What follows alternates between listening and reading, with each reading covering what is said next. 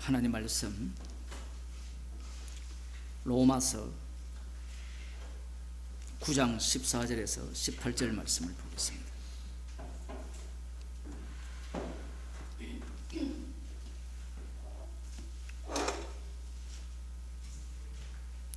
제가 읽어드리겠습니다. 신약성경 251쪽입니다. 그런즉 우리가 무슨 말 하리요? 하나님께 불의가 있느뇨? 그럴 수 없느니라. 모세에게 이르시되 내가 긍휼히 여길 자를 긍휼히 여기고 불쌍히 여길 자를 불쌍히 여기리라 하셨으니 그런즉 원하는 자로 말미암음도 아니요 다른 박질하는 자로 말미암음도 아니요 오직 긍휼히 여기시는 하나님으로 말미암음이니라. 성경이 바로 이게 이르시되 내가 이 일을 위하여 너를 세웠으니 곧 너로 말미암아 내 능력을 보이고 내 이름이 온 땅에 전파되게 하려 함이로라 하셨으니 그런즉 하나님께서 하고자 하시는 자를 긍휼히 여기시고 하고자 하시는 자를 강팍해 하시느니라. 아멘. 오늘 본문을 모르는 사람은 없죠. 교회를 오래 다니는 사람들이라면 누구나가 다 아는 하나님 뜻, 주권 아니면 하나님의 선택 이런 것들을 말하려면 반드시 오늘 본문을 언급할 수밖에 없습니다. 그런데 오늘 본문을 언급하기 전에 반드시 해야 되는 말이 있어요. 그게 지금 사도 바울이 하는 말이거든요. 9장 1절부터 13절까지 사도 바울이 자기 자신이 홀육 친척이 만일에 구원을 얻는 일이 일어나기 위해서 자기가 그리스도에게서 끊어질지라도 원하는 바라고 했거든요. 미리 아신 자를 부르시고 8장에서는 부르신 자를 어렵다 하시고 어렵다 하신 자를 영화롭게 하셨느니라 라고 했다면 사도 바울의 자리를 어디에 둬야 됩니까? 미리 아신 자, 부르신 자, 영화롭게 하신 자에 둔다면 사도 바울의 구원은 취소될 수 있습니까? 없습니까? 생명책에서 이름이 지워질 수 있습니까? 없습니까? 없어야 되죠. 3장에서 율법 외에 한 의가 나타났다라고 할 때 이 율법 외에 한 의가 나타났으니까 화목 제물 대신 그분을 믿음으로 말미암아 구원을 얻는다라고 했을 때 믿음으로 말미암아 얻는 그 구원이 취소될 수 있느냐라는 이야기입니다.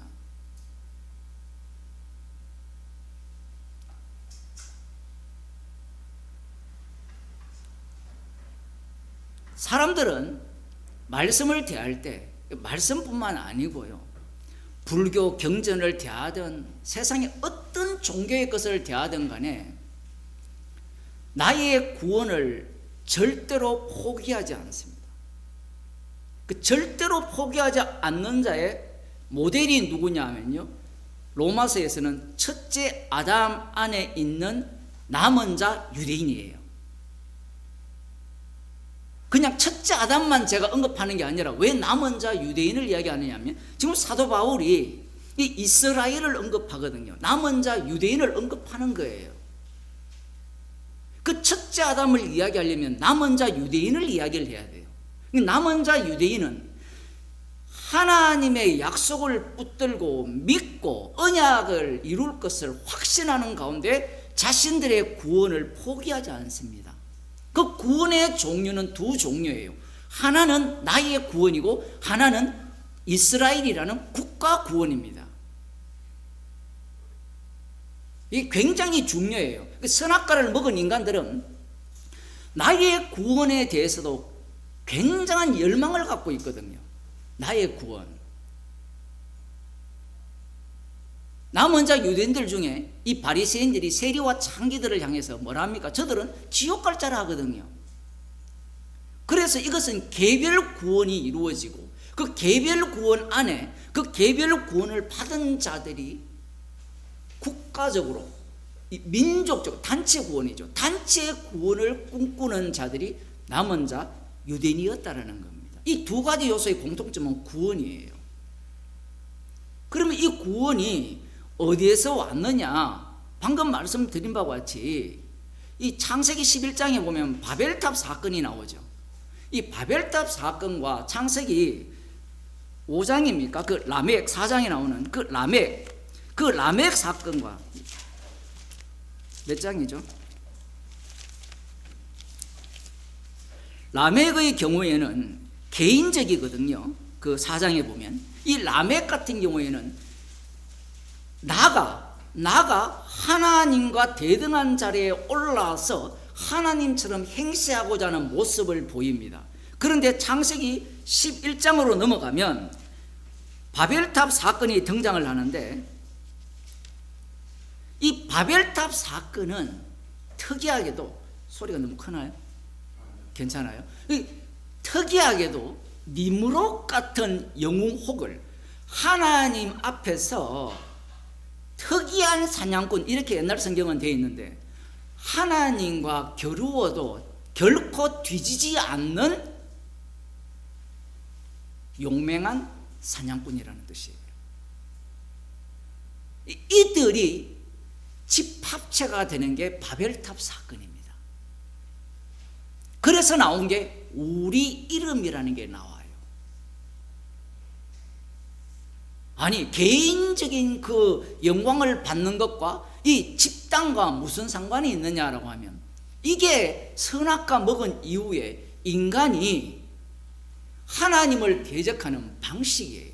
그런데 하나님께서 이스라엘을 통해서 찾아오시는 방식이 이들이 추구한 그 방식대로 들어와 버려요.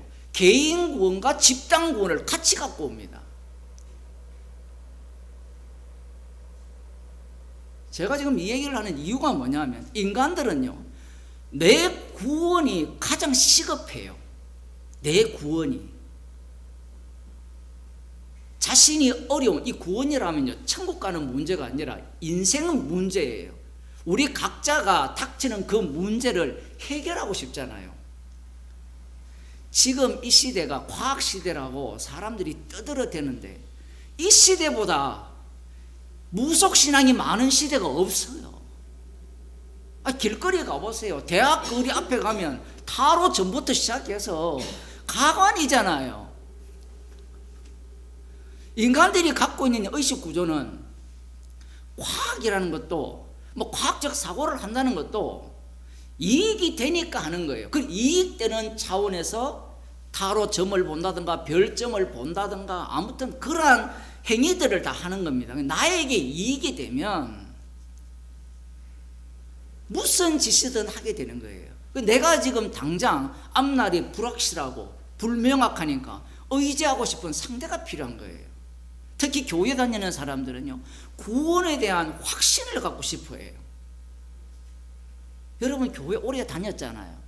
오래 다녔는데 구원에 대한 확신을 갖고 싶지 않습니까? 에이, 목사님 그런 거 관심이 나는 없는데. 관심이 없는 게 아니고요, 사람들은 자기가 양자의 세계에 살지 못하면서 동시성이 안 되거든요. 그래서 동시성이 안 되니까 구원이라는 것은 확보해놓고 그 다음 내가 어떻게 살든 구원된다라는 걸 챙기고 싶어 해요. 그래서 이 구원에 대한 소망을 주고 구원에 대한 확신을 주는 교회를 찾아 나서는 거예요. 특히 이 오늘날 정신병자가 대다수잖아요. 여러분 정신병원에 가서 우리 검사 한번 해볼까요? 저부터 시작해서 다 정신병자입니다. 과거에는 정신병자 기준이 한두 개밖에 없었는데, 이 의사들이 생기면서 병자를 계속 나눕니다. 조금 있으면 진짜 5만 가지가 돼요. 그러니까 다 병원 가야 돼요. 애들 보면 다 정신병자 환자예요. 그래서 똑똑한 사람은 돈벌이 하기 위해서 병을 만들었다, 이렇게 얘기해요. 돈벌이 하기 위해서. 제가 왜 정신병자라고 이야기하느냐면, 선악과를 따먹기 때문에 인간은 이 도달할 수 없는 지점이 있죠. 하나님과 같이 되고자 하는 그 지점에 도달하기 위해서 그 부족한 부분을 채우려고 모든 방법을 다 동원하는 거예요. 특히 오늘날 같은 경우에는 이 옛날보다 훨씬 잘 살거든요. 저만 그렇습니까? 여러분 삼시세끼 다 드시잖아요. 옛날에 못 드셨죠? 못 드셨... 왜냐하면 서울하고 달라요. 서울의 판자촌만 가난한 게 아니라 그 당시에 판자촌 수준이 한 50년 전에 50년, 3, 4년 전 판자촌 수준이 농촌 수준이에요. 다 잘 살잖아요. 흥미로운 것은 애들이 유아교육을, 유치교육을 못 받아서 정신병원 가는 게 아니에요. 유치원 없을 때는요, 정신병자가 거의 없었어요. 그래서 어떤 학자는 이야기합니다. 유치원이 정신병을 만들었다. 왜? 그 사람이 타당한 이야기를 하는 게 엄마와 교감을 해야 되는데 교감을 못한 애들이 학교로 들어가니까 이 뭐가 생기는 거예요? 정서적인 공감이 없는 거예요. 그래서 정신병이 많이 생겼다는 겁니다. 굉장히 타당해요. 그 다음에 유모차가 없을 때는 있을 때와 없을 때를 비교하면 그 사람은 그런 얘기 하는데 유모차는 애와 엄마가 안 봐요. 너는 네 거 보고 나는 휴대폰 보고. 여러분 한번 보세요. 엄마들 정말 재밌어요. 죄송합니다만은 엄마들은 이렇게 가고요, 애는 이렇게 가면 애는 이렇게 궁금한 거 묻고 싶은데요, 옛날에 띠했잖아요. 앉든지 없든지 엄마 밀착되어 있잖아요. 제가 이런 얘기를 왜 하느냐면 요즘 사람들이 너무나 불안하다라는 거예요. 돈이 있어도 불안해요. 그 원인을 못 찾죠. 죄인이 되면 자유하거든요. 예수님께서 진리가 너희를 자유케 한다라고 했을 때 그 진리라는 것이 십자가잖아요. 십자가 앞에서 죄인이 되면 자유한데 그 자유가 없는 거예요. 그 악마가 쳐놓은 그 덫에 걸려서 계속해서 이것만 얻으면 확보하면 뭔가 안정을 찾고 불안을 해소할 수 있다고 생각하는 거예요. 그 선진국가에서, 우리나라도 벌써 선진국이 된지 모르겠지만 평생교육이라는 게 있거든요. 다 알죠. 요즘은 다 평생교육 하잖아요. 우리나라에 생긴 게 아니고 잘 먹고 잘 사는 사람이 다 해왔어요. 이 한국이 하는 거 새로운 게 하나도 없어요. 그리고 문화도 새로운 게 하나도 없고요. 교회도 삐까뻔쩍하게 짓는 것도 새로운 게 하나도 없습니다. 유럽이나 미국이 다 했어요. 조금만 기다리세요. 옆에 있는 이 대형교회가 술집이 될 겁니다. 안 될 수가 없어요. 거기에 맞추려면 뭐가 돼야 돼요? 설교가 그들의 원하는 바를 들어줘야 되는 겁니다. 그들이 요구하는 바를 들어줘야 돼요. 고리타분하게 말씀만 전하면요, 안 통해요. 지금 로마서라는 이 본문을 갖고 오늘 본문을 읽어보면, 다시 한번 볼게요. 이 사도 바울이 상대를 다 읽고 있습니다. 심지어 이들이 누구냐 하면 성도들이에요. 그래서 성도를 규정할 때 어떻게 규정하느냐라고 하면요, 이렇게 보시면 돼요. 예수님의 12제자가 맞죠? 맞잖아요. 가룟 유다까지 12제자잖아요. 12제자를 교회로 보게 되면 이게 교회인데 교회가 어떤 교회냐? 아무것도 없는 교회예요. 없는데 새롭게 생긴 자들이 11제자가 거기에 합류하잖아요. 가룟 유다는 버림을 당하고. 이게 교회예요.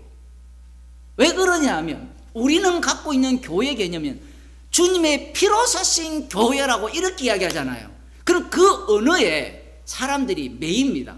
피로 사신 교회니까 교회다. 그래서 하나님의 교회라고 말하잖아요. 하나님의 피로 사신, 안산항공의 피로산. 그 하나님의 교회라는 용어를 왜 그렇게 자랑스럽게 쓰느냐면요, 하나님의 교회가 먼저입니까? 순복음이 먼저입니까? 이 하나님이라는, 원래는 대한예수교 장로회였거든요. 그 예수교를 교단 하나, 이단 취급하니까 우리는 하나님의 성에 더 거룩해 보이잖아요. 이건 마귀 새끼거든요, 이건. 교회는 그리스도의 교회밖에 없어요. 왜 그러면 하나님의 교회라는 용어를 쓰느냐? 그런 용어를 쓰므로 말미암아 안산홍 어머니 하나님이 포근하거든요. 예수님 이야기하면요 십자가가 먼저 떠오르잖아요. 그걸 제거해야 되는 겁니다. 사도 바울이 지금 이 성도들에게 편지를 쓰는데 한번 보세요. 사도 바울이 큰 자가 어린 자를 섬기리라. 이스라엘이 다 이스라엘이 아니요, 아브라함의 씨가 다 아브라함의 자녀가 아니요, 약속의 자녀가 자녀다라고 이야기를 해버리면 어떤 사태가 벌어지는가 하면, 우리들은 말씀 믿자라고 이야기하지만 제발 좀 믿자라고 하지 마세요. 그 믿자라고 하는 사람들은 자기를 믿는 거예요. 지금 보면 이 복음은요 우리의 갖고 있는 모든 논리를 다 갖고 옵니다. 철학자들이 똑똑하다고 백날 해봐도 성경한테는 게임이 안 돼요. 락항이 타인의 욕망을 욕망한다, 그게 성경에 나오잖아요. 하나님과 같이 되고자 하는 그 욕망이 마지막 타인이 누구예요? 하나님이거든요. 하나님이 마지막 타인이 아니에요. 유대인들은 마지막 타인이, 최후의 타인이 하나님이 되면, 여호와 하나님이 되면, 예수님이 십자가로 완료하게 되면 마지막 타인이 누구냐면 십자가에서 예수예요. 그래서 사람들이 예수가 되고 싶어 하는 거예요.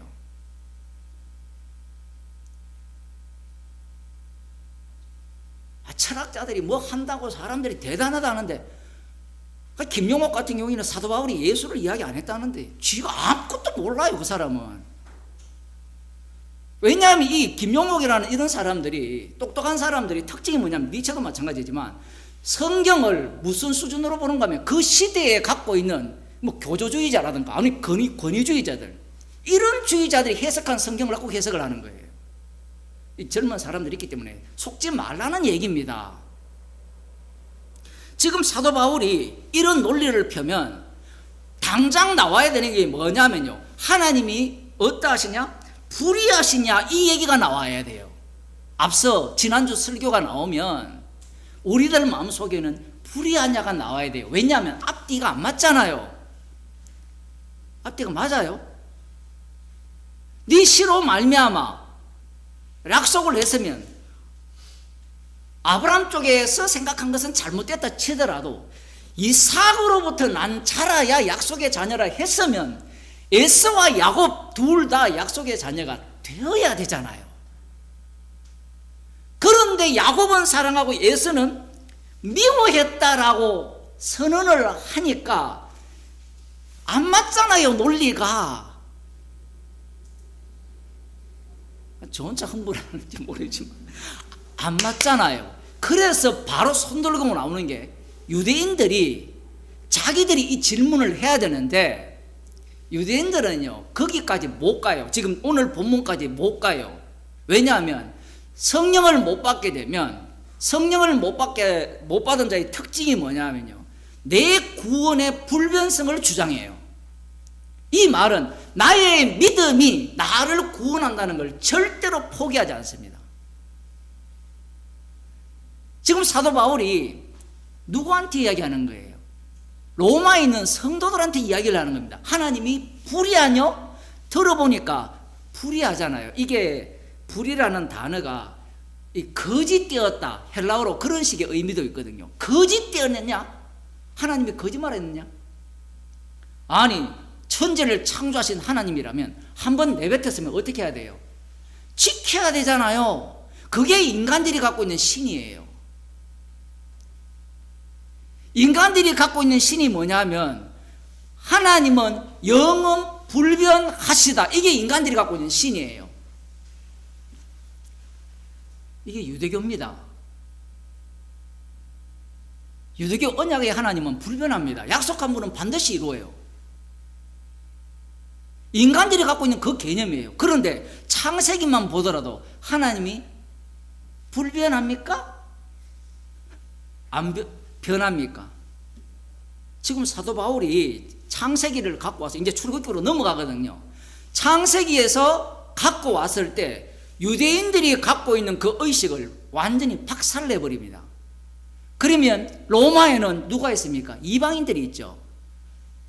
이방인 중에 유대교로 들어온 사람도 있을 거고, 유대교로 들어와서 예수 믿는 사람도 있을 거고, 아니면 아예 이방인 중에서 예수 믿는 사람들도 있을 거 아니에요. 나름대로 서울 사람이잖아요. 서울 사람들은 다 깍쟁이잖아요. 깍쟁이는 따지잖아요.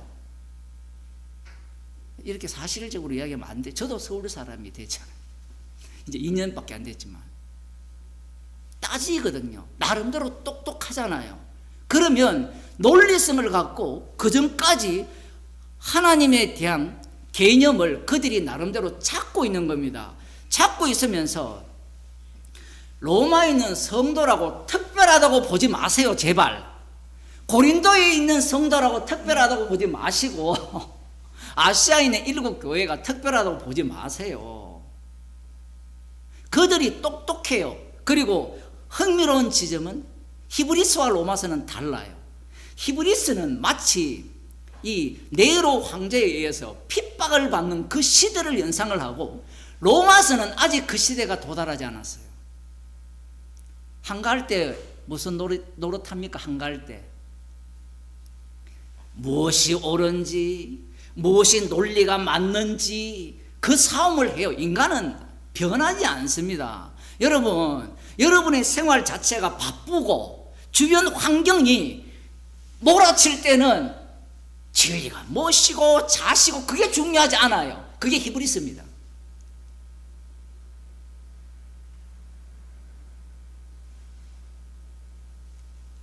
로마서 같은 경우에는 한가해요. 싸움의 치열한 전쟁이 이 대부분 내적 전쟁이에요. 나와의 전쟁이 있고 교회 안에서의 전쟁이에요. 교회 안에서의 전쟁. 큰 자가 어린 자를 섬긴다? 그건 내가 알지. 야곱은 사랑하고 에서는 미워했다. 그것도 내가 알지. 근데 그 앞에 뭐가 있었어요? 이삭의 실하야 약속의 자녀다라고 했잖아요. 그러면 당장 손을 들고 하나님이 불의하지 않느냐. 사도 바울이 뭐라는지 아세요? 그 하나님이 우상이라는 겁니다. 즉 그 얘기로 넘어가는 거예요.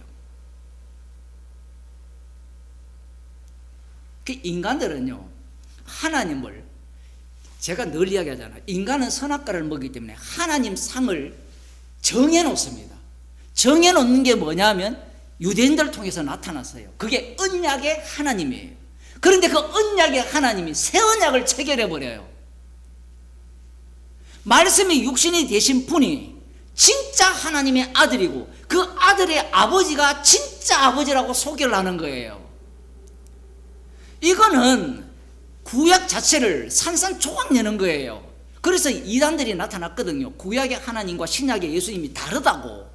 그들은 뭘 모르냐 하면요, 신약의 예수님은 진짜 예수님, 이런 인간이 또 있고, 아니면 구약의 하나님은 진짜 하나님, 이건 유대교고, 이런 인간들의 특징이 뭐냐 하면요, 모두가 다 나의 구원의 확정성을 담보로 잡으려고 해요. 그러면 구약과 신약을 플러스한 자들이 누구냐? 오늘날 구원파들이잖아요.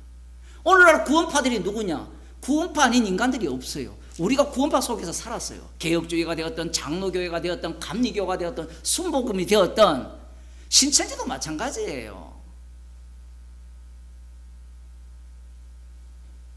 다 구원파예요. 구원파 아닌 자들이 없습니다. 여기에서 복음을 듣는 우리들도 못 벗어나요. 그래서 복음을 어떻게 전하냐면 육체 가운데 살면서 복음을 전해야 돼요. 그런데 이 인간들은, 마귀의 자녀들은 뭘 원하는가 하면 제발 육체 가운데 살지 말고 당신만은 육체에서 벗어나서 복음을 전해달라는 거예요. 그러면 그 사람을 뭘로 만듭니까? 신으로 만드는 거예요. 그 사람을 신격화시키는 이유는 간단해요. 왜 안산홍을 믿느냐 하면, 왜 예수라는 사람이 50명 정도가 된대요, 우리나라에. 왜 그런 사람을 믿느냐 하면, 그 단 뭐죠? 하이브하고 지금 단월드. 단월드 만든 사람도 아나운서인가 뭐 그랬다 그러더라고요. 자살해버렸거든, 그 사람이. 맞죠? 자살해가지고 그 사람 기독교 갖고 오고 불교 갖고 오고 다 해가 자기가 예수님 만났는데 옛날에 백백교입니까? 그 여자하고 그 여자가 아니고 그 백백교 만든 그 사람이나 아무튼 모든 이단들의 공통점이 다 하나님의 음성을 들었다, 예수님 만났다, 형제다, 내가 형님이고 뭐 어쩌고 이런 소리를 하는 사람들인데 그들의 공통점은요, 내 말 들으면 구원 얻는다는 거예요. 오늘 아침에 그걸 조금 자료를 보니까 그 뇌성경이라는 게 있대요. 뇌성경. 그러니까 뇌에 성경이 있는데 그게 이제 작동을 해는 시대가 이게 뭐 AI가 들어온다는 겁니까? 뭐 그런 이야기부터 시작해서 이렇게 됐든 저렇게 됐든 그들 모두가 주장하는 게 나의 구원이에요. 그런데 이미 그런 짓을 유대인들이 다 한 거예요. 로마에 있는 성도들도 그 생각을 갖고 있는 겁니다. 그러니 사도 바울이 이삭의 자녀라야 약속의 자녀라 했다면 이삭으로부터 난 이삭 혼자가 아니었잖아요. 이삭과 리브가에서 난 아들이 에서와 야곱이잖아요. 그러면 그들이 약속의 자녀가 되어야 되는데 왜 안 되느냐라는 여기에 대한 질문을 아직까지 계시가 예수님에 의해서 완성되기 전까지는 해결하지 못한 거예요. 해결하지 못하면 거기에 갇혀있는 자들은 어떻게 해석을 하는가 하면 심지어 세례 요한조차도 에서와 야곱 이야기를 해놓고 자기를 어디에 두느냐 하면 철저하게 야곱 편에 둡니다. 야곱 편에 두기 때문에 여기에 대해서 하나님이 불의하냐라는 반박을 못하는 거예요. 그런데 이방인들이 이 내용을 보면 하나님 말도 안 되네, 약속을 해놓고 이게 웃기는 일이에요. 유대인들은 이게 안 보이죠. 왜? 자기 구원 속에 빠져 있으니까. 그런데 사도 바울이 눈을 번쩍 뜨게 합니다. 그런즉 우리가 무슨 말하리요? 하나님께 불의가 있느냐? 이건 불의잖아요. 불의. 이삭의 씨라야 약속의 자녀라고 했다면 반드시 이 말씀대로 시행을 해야 되는데 이삭의 씨를 갈라버려요. 갈라버렸다는 말은 인간들의 시각에는 불의하게 보이죠. 왜 불의하냐면 선악과를 먹었거든요. 그 아비가 마귀예요. 마귀이기 때문에 마귀는 말씀을 해석을 할 때 말씀 중심으로 해석을 하지 않고 말은 말씀 중심인데 그 말씀 중심에 누가 가장 중심을 차지하고 있냐면 내가 중심을 차지하고 있다는 겁니다.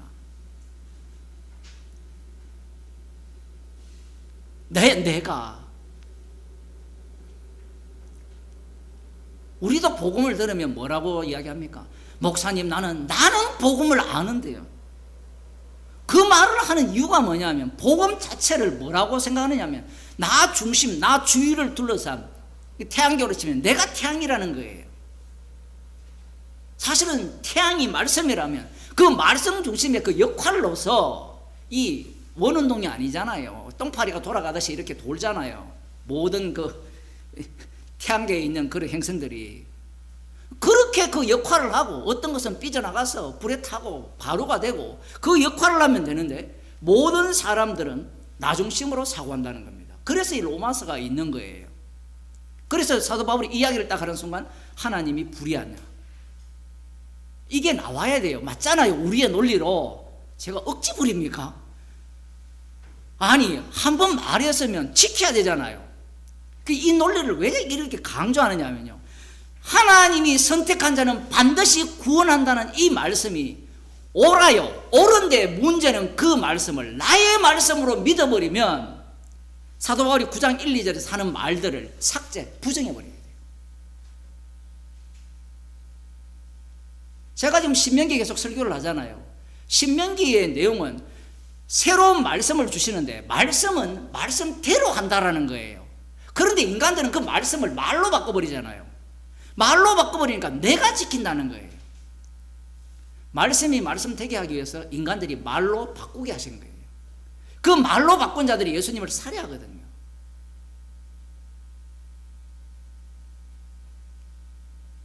그런데 우리가 무슨 말하리요? 하나님께 불의가 있느냐? 그럴 수 없다라고 해요. 그럴 수 없다.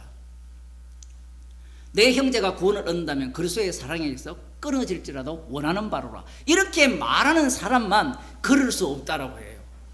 왜? 자유인이거든요. 이게 진짜 자유인이에요. 사람들이 무엇에 화를 내는가 하면요, 내 구원이 담보 잡히지 않으면 예수 믿을 필요가 무엇이 있느냐라고 질문을 해요. 그러면 방금 말 잘했죠.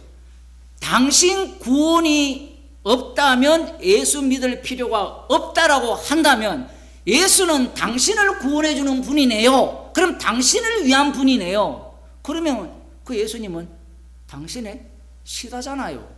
그러면 구원해 주면 그 다음에 예수님을 어떻게 해야 되죠? 안녕히 계세요 하고 어디로 가면 됩니까? 능력의 하나님께 가면 되는 거예요.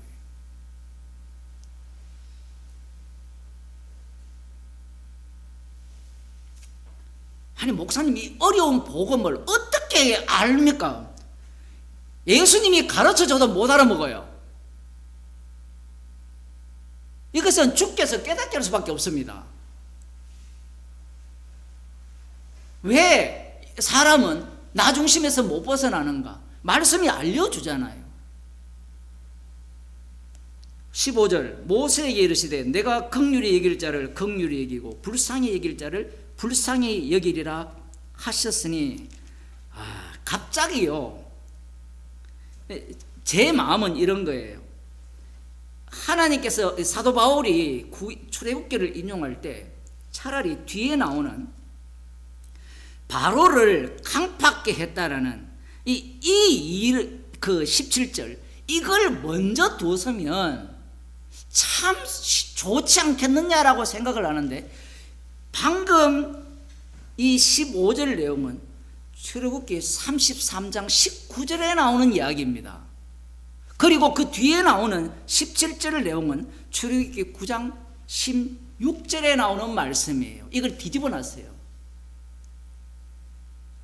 우리가 볼 때는 그냥 뒤집은 것 같죠? 그냥 뒤집은 거 아니에요. 지금 무엇을 박살내느냐 하면요, 유대인 중심의 구원론을 박살내버립니다. 우리가 알고 있는 것은 바로를 강팍했다만 기억하죠. 바로를. 그러면 이 지금 출애굽기 33장을 먼저 갖고 왔잖아요. 내가 긍휼히 여길 자를 긍휼히 여기고 불쌍히 여길 자를 불쌍히 여기느라. 출애굽기 33장을 한번 봅시다.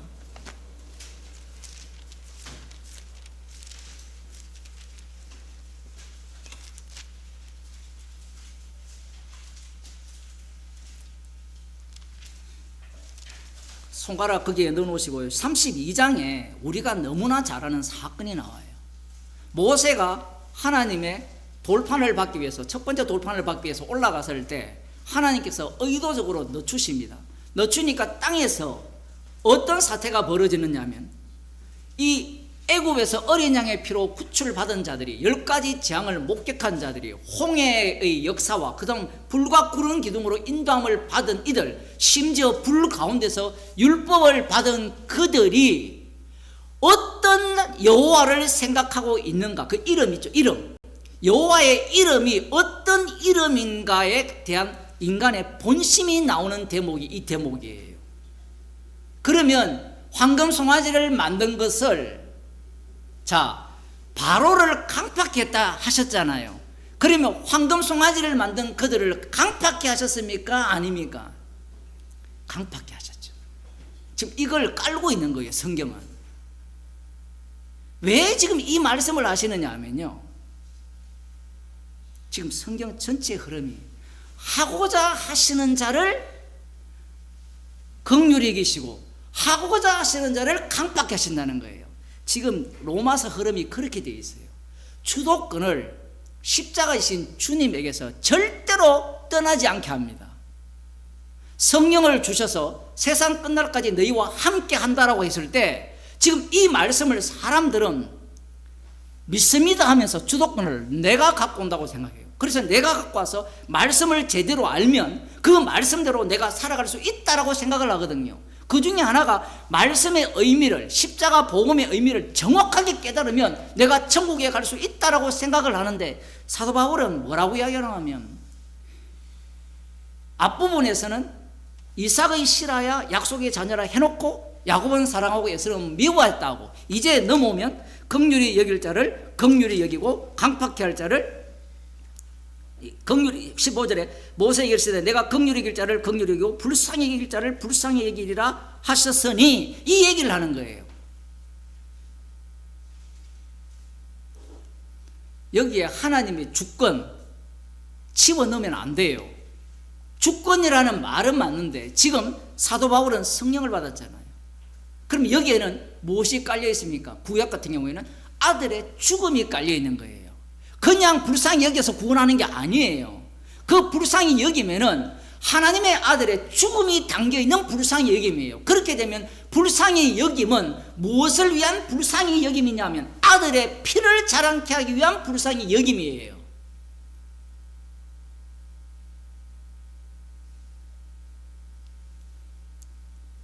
송아지를 왜 만들었습니까? 우리를 위하여 우리를 인도할 신을 만들라는 거예요. 그러면 하나님 여기에 대해서 가만히 있습니까? 그들은 목이 곧은 백성이라. 그 9절에 보면 여호와께서 또 모세에게 이르시되 내가 이 백성을 32장 9절 이 백성을 보니 목이 곧은 백성이로다. 그런즉 나대로 하게 하라. 내가 그들에게 진노하여 그들을 진멸하고 너로 큰 나라가 되게 하리라. 그들을 다 진멸하고 모세를 통해서 큰 나라가 되게 하겠다라고 할 때 모세가 기도하죠. 11절 모세가 그 하나님 여호와께 구하여 가로되 여호와여 어찌하여 그 큰 권능과 강한 손으로 애굽 땅에서 인도하여 내신 주의 백성에게 진노하시나이까? 어찌하여 애굽 사람으로 이르기를 여호와가 화를 내려 그 백성을 산에서 죽이고 진면에서 진멸하라고 인도하여 내셨다 하게 하려 하시나이까? 주의 맹렬한 노를 그치시고 뜻을 돌이키사 주의 백성에게 이 화를 내리지 마옵소서. 주의 종 아브라함과 이삭과 이스라엘을 기억하소서. 주께서 주를 가리켜 그들에게 맹세하여 이르시기를 내가 너희 자손을 하늘의 별처럼 많게 하고 나의 허락한 이 온 땅을 너희의 자손에게 주어 영원한 기업이 되게 하리라 하셨나이다. 여호와께서 뜻을 돌이키사 말씀하신 화를 그 백성에게 내리지 아니하시니라. 왜 안 내렸습니까? 여호와의 이름을 위해서예요. 여호와께서 하신 말씀 때문에. 그러면서 이렇게 얘기합니다. 32장 32절 31절 여호와께로 다시 나아가 여짜오되 슬프도소이다. 이 백성이 자기들을 위하여 금신을 만들어 싸우니 큰 죄를 범하였나이다. 그러나 합의하시면 이제 그들의 죄를 사하시옵소서. 그렇지 않사오면 원컨대 주의 기록하신 책에서 내 이름을 지워버려 주옵소서. 지금 이 내용이 로마서 9장 이야기거든요. 그러니까 9장에 나오는 이 내용과 지금 뒷부분에 사도 바울이 33장 19절을 인용하는 것이 우연이 아니에요. 다 연결이 되어 있습니다. 사도 바울이 지금 모세가 생명책에서 치워버려 달라고 하는 거예요. 이게 그러면 왜 통하느냐 하면 이게 새 언약을 세우시는 그분과 일치되기 때문에 그래요. 일치되기 때문에. 그래서 하나님께서 이들과 동행을 하시는데 이 특이한 점은 이겁니다. 33절 32절 여호와께서 모세에게 이르시되 누구든지 내게 범죄하면 그는 내가 내 책에서 지워버리리라. 이 말씀이 취소되느냐 안 되느냐 이 얘기예요. 지워버립니다. 실제로. 이 말씀과 무엇이 함께 있느냐 하면 이스라엘 백성들을 죄를 사해 달라고 할 때 내 이름을 생명책에서 지워 달라는 이 내용과 함께 있어요. 인간이 무슨 수로 이 두 가지를 동시에 장악할 수 있습니까? 그러니까 이걸 이론으로 만들어버리면서 인간의 이론은 항상 하나만 주장해야 되거든요. 하나님은 생명책에서 이름을 안 지울 거야. 한 번 구원은 영원한 구원이야. 근데 그 신학을 유대인들이 갖고 있었다라는 겁니다. 우리가 흔히 말하는 예정론, 창세전 언약, 십자가로 세우신 새 언약을 통해서 구원받은 자는 절대로 지옥 가지 않는다.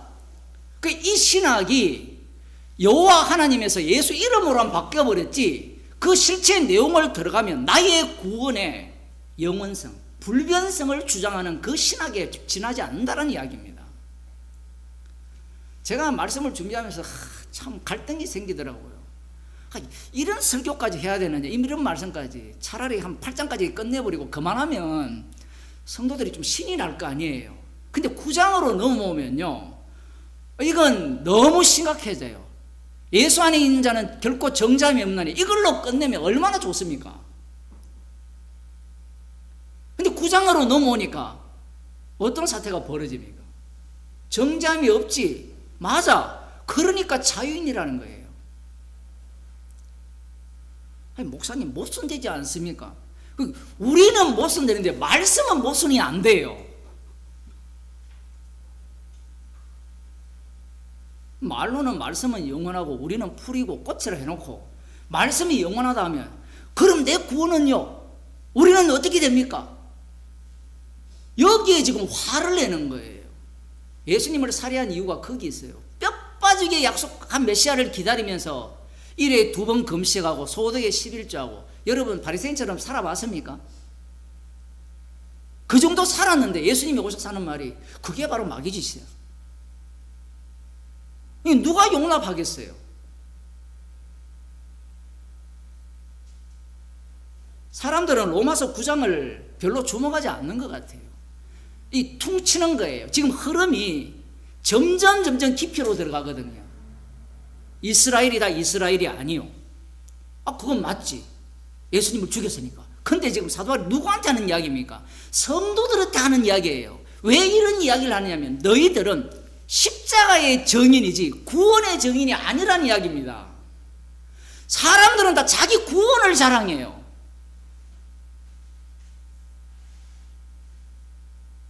구원을 자랑하면 그 구원 나도 받고 싶어 해요.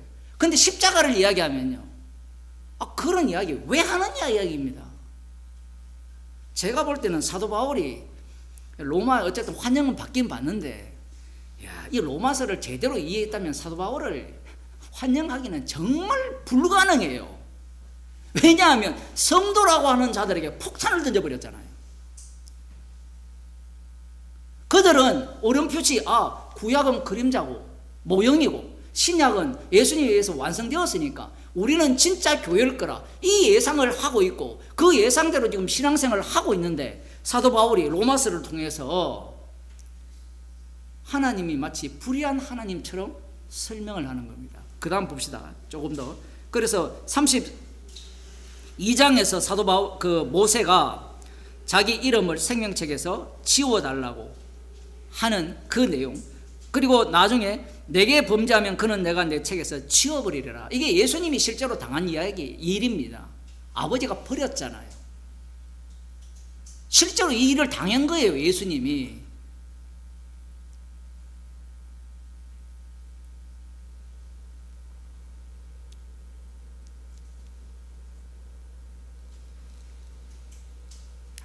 그러면서 33장 넘어가서 봅시다. 17절, 여호와께서 모세에게 이르시되 너의 말하는 이 일도 내가 하리니 너는 내 목전에 은총을 입었고 내가 이름으로도 너를 알미니라. 모세가 가로되 원컨대 주의 영광을 내게 보이소서. 여호와께서 가라사대 내가 나의 모든 선한 형상을 네 앞으로 지나가게 하고 여호와의 이름을 네 앞에 반포하리라. 나는 은혜 줄 자에게 은혜를 주고 긍휼히 여길 자에게 긍휼을 베푸느니라. 지금 이 말씀을 사도 바울이 로마서 9장 15절에서 하고 있다라는 겁니다.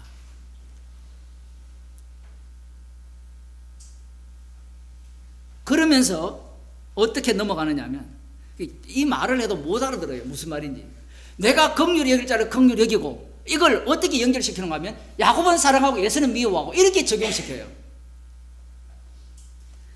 무슨 얘기냐면 긍휼히 여길 자를 긍휼히 여기고 강팍할 자를 강팍히 한다 하잖아요. 예를 들어 뒤에 연결하면, 그러면 야곱은 사랑하고 예수는 미워하고 이거랑 같지 않습니까? 라고 이야기를 해요. 같은 건 같은데 창세기와 그 다음 출애굽기로 넘어가게 되면 이 구도가 바뀝니다. 야곱과 예서에서 그 다음 이제 애굽으로 내려간 자들이 누굽니까? 야곱의 후손들이죠.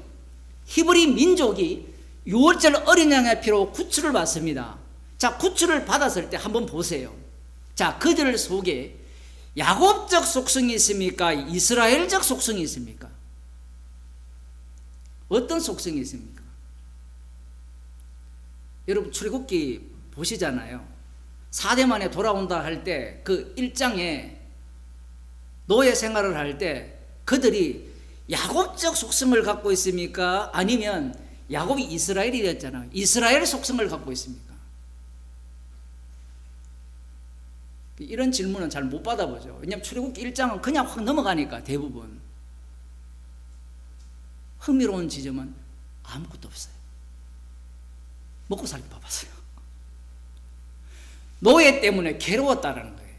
그냥 부르짖는 거예요. 언약의 하나님을 찾는 게 아니에요. 야곱은 약속을 받았잖아요. 약속을 붙들고 그 약속을 이루기 위해서 애를 썼고, 그 야곱에게 하나님이 찾아오셔서 그 야곱이 하나님과 붙어서 이겼잖아요. 이겨서 울며 축복해 달라는 이름이 이스라엘이잖아요. 그러면 그 이스라엘의 후손이라면 400년 동안 이스라엘적 역속, 하나님과 사람으로 더불어 겨루어 이기는 모습이 나와야 되는데 아무 모습이 없어요. 이 신기하지 않습니까? 그런 자들을 애굽에서 구출해 내는 겁니다. 어린 양의 피로 구출해 내는 거예요. 왜 그렇습니까? 왜 그렇게 하시는 거예요? 철저하게 야곱은 사랑하고 에서는 미워했다라는 이 말씀에서 더 들어가면 어떻게 들어가면 긍휼히 이길 자를 긍휼히 여기다가 거기에 더 들어가는 겁니다. 야곱이라는, 나는 야곱이니까 이스라엘의 후손이니까 나는 구원받을 수 있다라는 이런 논리가 통하지 않도록 하시는 거예요. 32장에 이 우상숭배에서 레인들이 칼을 차고 다 죽이잖아요. 자기 형제를 제거합니다. 이 말씀의 의미가 뭐냐면 긍휼히 이길 자는 긍휼히 이기고 강팍해 할 자는 강팍해 하는 거예요. 그 출애굽하는 그들을 보면 야곱도 아니고 이스라엘도 아니고, 근데 그들을 뭘로 만들어 버립니까? 어린 양의 피로 하나님의 아들로 만든 이스라엘이 되게 하는 거예요. 자, 그 만드는 과정이 이제 출애굽기 9장에 뭐 쭉 나오죠. 자, 그 다음 봅시다. 로마서 9장 16절. 그런즉 이제 이 얘기를 하는 겁니다. 원하는 자로 말미암음도 아니요 다른 박질하는 자로 말미암음도 아니요 오직 긍휼히 여기시는 하나님으로 말미암음이니라. 지금 이건 성도들한테 하는 얘기이기 때문에 성도들에게 없어야 될 요소가 뭐냐면요, 원하는 것, 그 다음 다른 박질하는 것, 이 두 가지가 있으면 성도가 아니라는 거예요. 지금 사도 바울이 살짝 끼었거든요. 33장과 9장 사이에 이걸 집어넣어 버려요. 하나님의 언약은 철저하게 원하는 자로 말미암음도 아니요 다른 박질하는 자로 말미암음도 아니라는 게 담겨 있어야 돼요. 그런데 모든 인간은 구원을 원하잖아요. 구원을 원하기 때문에 구원에 이르는 그 생명의 도를 얻기를 원하잖아요. 이것을 지금 사도 바울이 날려버립니다. 이건요, 성령으로 시작했는데 육으로 갈 수 있다는 이야기를 하잖아요. 왜 그러냐면 이게 복음을 들었는데 갑자기 이 자세가 바뀌어요. 처음에는 은혜를 하잖아요. 실제 우리 법이요, 사람들이 은혜로 구원받았다 하잖아요. 그 다음 뭐라고 이야기합니까? 내가 믿잖아요, 이 얘기를 하거든요.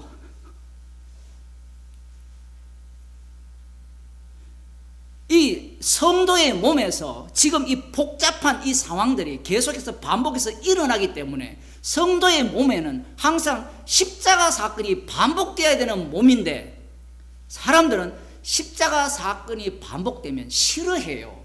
왜? 안정을 추구하거든요. 그게 신이 되고자 하는 인간의 욕망입니다. 아까 개인적 욕망과 집단적 욕망이 있잖아요.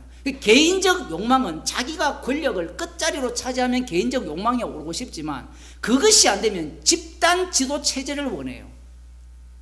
집단을 통해서 뭘 이루려고 하는가 하면 안정을 이루려고 하는 거예요. 이 교회가 개인 구원을 철저하게 강조하는 데가 있고 아니면 집단적인 교회 체제를 강조하는 데가 있죠. 이 두 가지밖에 없어요. 우리는 복음을 아니까 거기에서 벗어날 수 있습니까? 라고 한다면 없어요. 그 속에 복음이 전파되는 거예요. 그런데 그러한 것을 추구하면서 그 욕망을 갖고 들어오는 자들에게 이 사도 바울의 복음은요, 핵폭탄이죠. 원하는 자로 말미암도 아니요, 다른 박질하는 자로 말미암도 아니다. 이 복음을 위해서 다른 박질 하잖아요. 다른 박질 안 합니까? 그러면 다른 박질하는 사람이 있다면 이 말씀을 보면서 다른 박질하는 자로 말미암도 아니다. 아멘 해야 돼요. 그러면 사람들이 뭐라는 거면 나 원하지 않아. 원하지 않은데 주님이 불러주면 믿겠어. 이게 뭐예요? 이게 지가 신이라는 이야기예요. 제가 설교할 때 가끔 그런 이야기 하잖아요. 하나님이 하게 하시면 하겠어. 사람들이 그런 신앙을 많이 갖고 있잖아요. 그 신앙에 대해서 비난하고 비판하면서 뜬 사람이 박영선 목사거든요. 기도만 하고 앉아있지 말고 성도는 치열하게 하나님이 원하신 대로 싸워야 된다. 그게 뭐냐면 출애굽은 하나님이 하셨지만 약속의 땅은 우리가 들어가야 된다는 거예요. 그 말이 맞아요? 예? 가장 악마적이에요. 피만을 증거하기 위해서 40년 광야 생활을 만든 거예요. 그 스데반 집사님의 설교를 안 보는 겁니다. 아모스 선지자의 외침을 안 보는 거예요. 한 번도 주님을 제대로 섬기면서 예배한 적이 없는 시절이 광야 시절입니다. 한 번도. 그런데 어떻게 들어갔느냐? 언약 때문이에요. 언약 때문에. 그런 식의 논리라면 죽을 때까지 예를 써야 돼요. 천국 들어갈 때까지.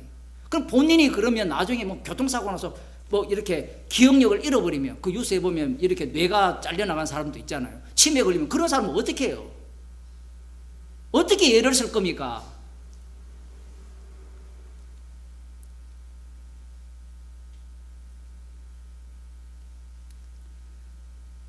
원하는 자로 말미암지 않고 다른 박질하는 자로 말미암지 않는다. 이 말을 이런 겁니다. 그 빌립보 감옥에 있는 관수가 어떻게 하면 구원을 얻습니까? 라고 질문을 했잖아요. 그러면 주 예수를 믿으라 했잖아요. 그러면 너와 내 집이 구원을 얻는다 했을 때 실제로 그 사건이 일어났잖아요. 그러면 그 사건을 이 말씀을 그대로 한번 집어넣어 보세요.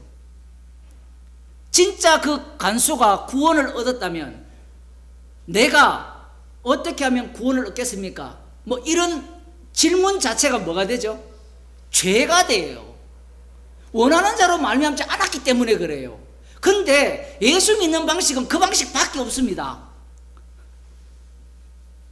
왜냐하면 로마서 10장으로 넘어가면 그 얘기를 하거든요. 복음을 전하는 자가 있고 전하는 자에 의해서 듣는 자가 있고 듣는 자가 마음으로 화답하는 이 과정을 다 거쳐요. 이 내용과 이 내용이 같이 있는 거예요. 같이 중첩으로 쌓여 있는 겁니다.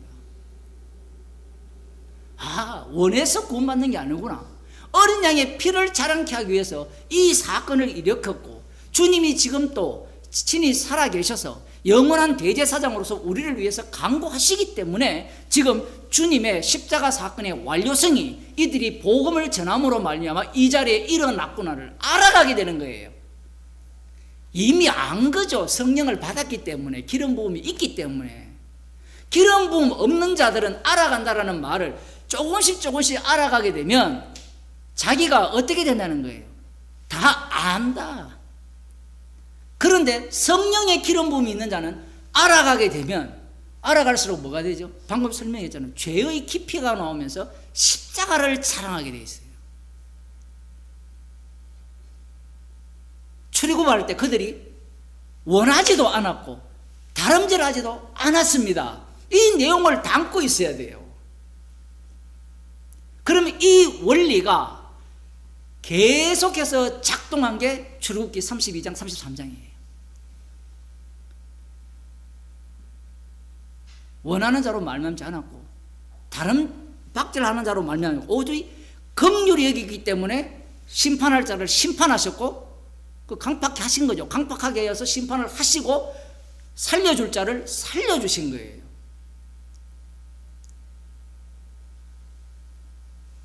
그 다음 나오는 게 17절. 성경이 바로에게 이르시되 내가 이 일을 위하여 너를 세웠으니 곧 너로 말미암아 내 능력을 보이고 내 이름이 온 땅에 전파되게 하려 함이로라 하셨으니, 이 바로 이야기잖아요. 출애굽기 9장 16절을 봅시다. 9장 16절을 보면 이 말씀을 그대로 말씀을 하는데, 내가 너를 세웠음은 나의 능력을 네게 보이고 내 이름이 온 천하에 전파되게 하려 하였습니다. 자, 이 말씀이 바로에게 하신 말씀이잖아요. 그죠? 바로에게 하신 말씀이잖아요. 그러면 이 바로의 자리에 이스라엘을 집어넣어 보세요. 응용이 됩니까 안 됩니까? 야, 이거 어렵죠? 이스라엘을 집어넣는 게 똑같아요. 왜냐하면 이스라엘을 강팍해서 진멸해 버렸거든요. 광야에서. 그러면 남는 건 뭡니까? 여호와의 이름과 능력만 남아요. 그래서 33장을 먼저 이야기를 하고 9장으로 온 거예요.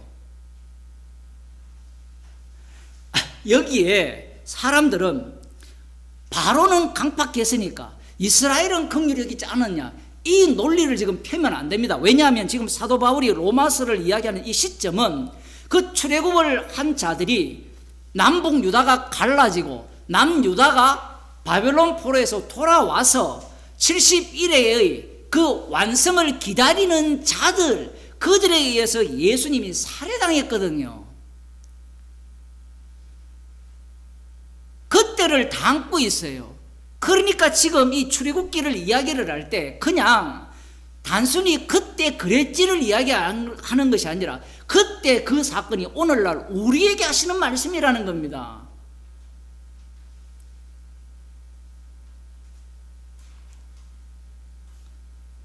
이렇게 적용을 해야 돼요. 적용을 이렇게 안 하고 관람을 하게 되면 그래 맞지, 바로는 강팍하고 긍휼히 여길 자는 긍휼히 여겼으니까 그 바로 자리에 누가 들어가요? 남은 자 유대인들이 들어가거든요. 이거 충격적입니다. 오늘 오후 예배 설교하겠지만 이 남은 자 유대인들이 강팍해 돼요. 강팍해 되니까 어느 자리에 올라갑니까? 바벨론 왕의 자리에 올라가요. 바벨론 자리에 올라갑니다. 그들이 예수님을 살해하는 거예요.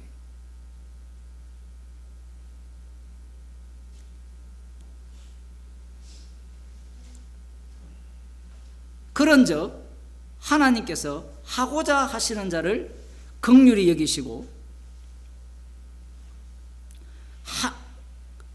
하고자 하시는 자를 강팍해 하시느니라.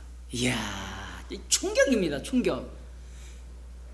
자, 주권을 믿습니다라는 것은 벌써 무엇이 깔려 있어요? 믿는 내가 깔려 있죠. 그런 믿음은 약속의 자녀가 진짜 이삭의 자녀라야 약속의 자녀다라는 것을 믿는 것과 똑같은 거예요. 야곱은 사랑하고 에서는 미워했다. 맞죠? 나 그거 믿어요. 지금 이 믿음을 박살내는 게 원하는 자로 말미암은 또 아니요, 다름질하는 자로 말미암은 또 아니요, 하고자 하는 자를 긍휼히 여기시고 하고자 하는 자를 강팍해 한다는 거예요. 네 믿음 소용없다는 이야기입니다.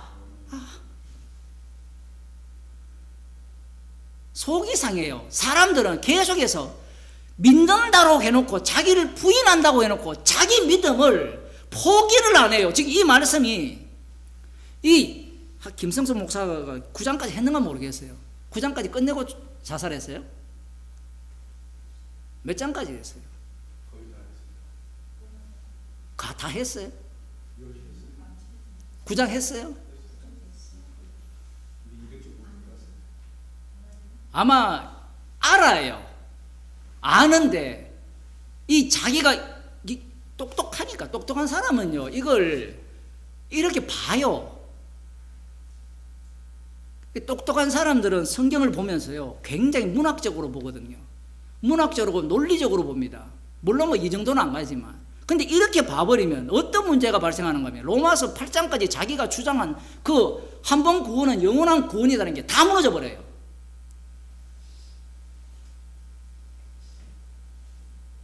제발 너 믿지 말라 이야기예요. 또 이 하면 나 안 믿어요. 또 이래 나오니까.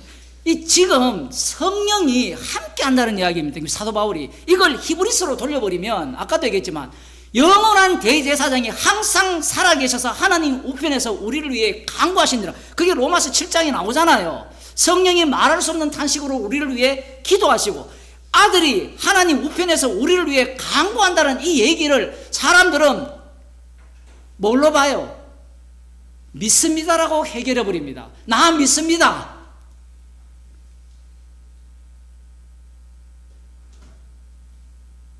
사도 바울이 성령 받았잖아요. 그건 눈치 못 챌까요? 그 내용이 필요 없는 게 아니라 그런 내용들까지 집어넣어야 죄의 깊이가 어느 정도까지 나오는지 보이죠. 사도 바울이 복음 만전했잖아요. 복음 만전하니까 복음 갖고 이단 만들잖아요. 말귀를 못 알아들으니까. 왜 못 알아듣습니까? 모두가 다 어디에? 다른 박질 해야 되지. 원해야 되지. 근데 사복음서를 볼 때 다 원하는 자들이 많았잖아요. 우리를 불쌍히 여겨주옵소서. 예수님 앞에 가면 우리를 불쌍히 여겨달라 해야 됩니다. 그래서 오늘날 또 불쌍히 여겨달라 해서 병 고치고 다 하잖아요. 그걸 로마서로 오면 원하는 자로 말미암지 않았다 얘기해버리면 뭐가 돼요? 네가 바로 예수님을 살해한 죄인이다가 돼요. 근데 어느 누가 그걸 인정합니까? 그런 사람들이 뭘 이야기합니까? 주님이 내 병을 고쳤다를 이야기하잖아요. 주님이 나를 구원했다를 이야기하거든요. 주님은 자신을 구원했습니다. 하나님은 아들만 구원했어요.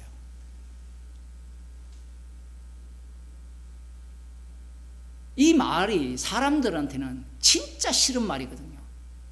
지난번 제가 그런 말씀을 드렸는데 아들만 구원했습니까? 우리는 구원하지 않았습니까? 당신 구원 안 했다 이야기합니다. 그리고 성경에 우리를 구원했지 않습니까? 그 우리가 예수 그리스도의 몸의 지체예요.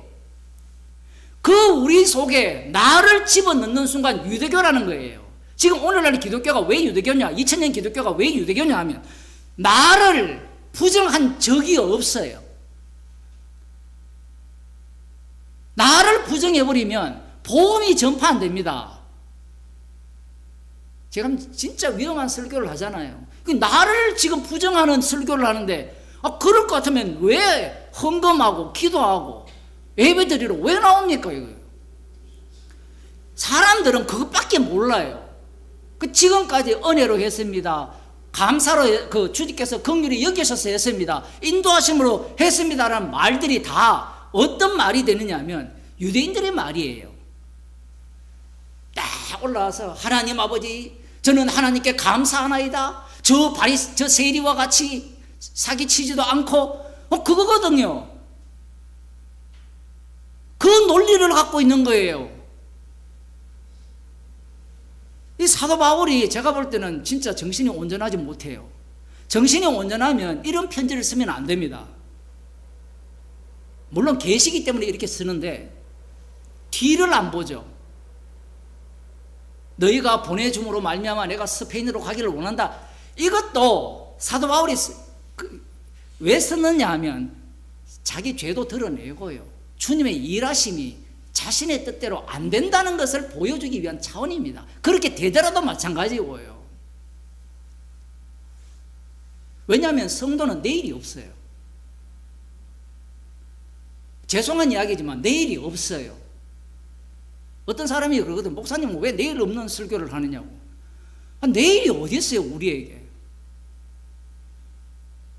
목사님 그래도 내일 걱정하고 다 하세요. 다 하는데 내일 없어요. 한날 괴로우면 그날이 촉합니다. 문제는 지금 자기 구원을 놓지 못하니까 지금 로마서를 읽으면서 자기 구원이 더 확고해지는 겁니다. 로마서를 제대로 읽으면요 다 날아가요. 허물해요. 액체인간. 그야말로 물 같은 인간이에요. 물 같은 인간. 이랬다 저랬다 뭐 줏대도 없는 것 같고.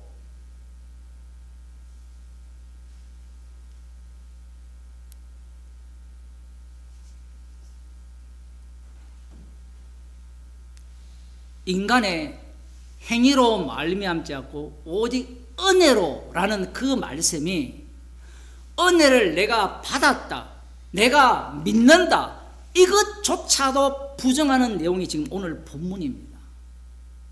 이렇게 되면 긍휼히 여길 자를 긍휼히 여기시고 하고자 하는 자를 강팍히 하신다 할 때 이것을 오늘날 그대로 갖고 와버리면 다음 주는 더 심합니다. 지금 그 다음 구절은 이게 더 강력하게 들어가거든요.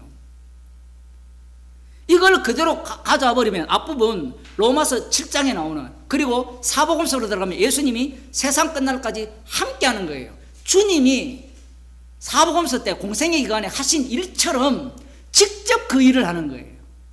십자가의 완료성을 갖고 그 긍휼히 여긴 자를 하고자 했기 때문에, 그러면 여기에 뭘 이야기해야 되는가? 긍휼히 여김을 받은 자는 하고자 하시는 분을 증거해야 될 거 아니에요. 그 어린 양의 피를 자랑해야 될 거 아닙니까? 그런데 이렇게 이야기하면 하고자 하시는 분이 긍휼히 계시고 하고자 하는 자는 강팍히 하시는 분을 나는 믿습니다. 그 다음 하는 말이 뭔가 하면, 그래, 하고자 하는 자는 주님이 다 구원합니다. 그 말 누가 못해요? 그 하나만 하는 이야기예요. 그 말 하지 말라는 게 아니라 하고자 하는 자를 다 구원하는데 이 내용이 십자가로 증거되는 거예요. 십자가로 증거되면 십자가 앞에서는 모든 인간이 뭐가 돼요? 죄인으로 드러나는 겁니다. 십자가를 위한 세상인 거예요. 인간의 논리는 다 무너져야 됩니다. 그래서 제가 제일 싫어하는 게 신학이라 했잖아요. 신학 체계라는 게 필요 없다가 아니고 좀 오해를 하지 마시고, 누구나가 다 신학이 세워져요. 제 설교도 세우면 신학이 돼요. 근데 문제가 뭐냐면 이것을 사람들은 낚아채가지고 구원의 용도로 써버린다라는 겁니다.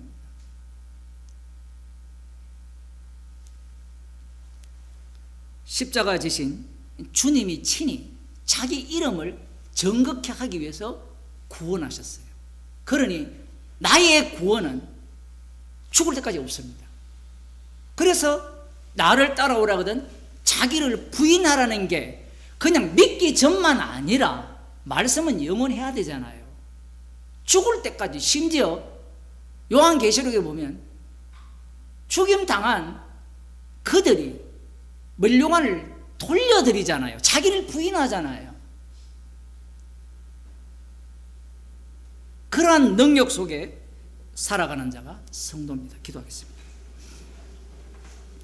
하나님 아버지, 말씀을 주시니 말씀을 낚아채서 나의 구원의 확정성으로 삼으려고 하는 자들에게 십자가로 다 이루시고 십자가 사건이 계속해서 반복되는 가운데 인간의 구원성을 책망하시고 십자가 지신 주님이 친히 십자가의 피 능력으로 긍휼히 여기셔서 구원하는 현장으로 이끄심을 말씀을 통하여 들려주심을 감사드립니다. 긍휼히 여기시는, 하고자 하시는 십자가이신 주님만을 증거하는 증인으로 살게 하여 주옵소서. 주 예수 그리스도의 은혜와 하나님 아버지의 크신 사랑과 성령의 교통하심, 십자가에서 말씀을 다 이루신 주님만을 증거하기 위한 인생으로 살아가기를 소원하는 주의 백성에게 축원하옵나이다.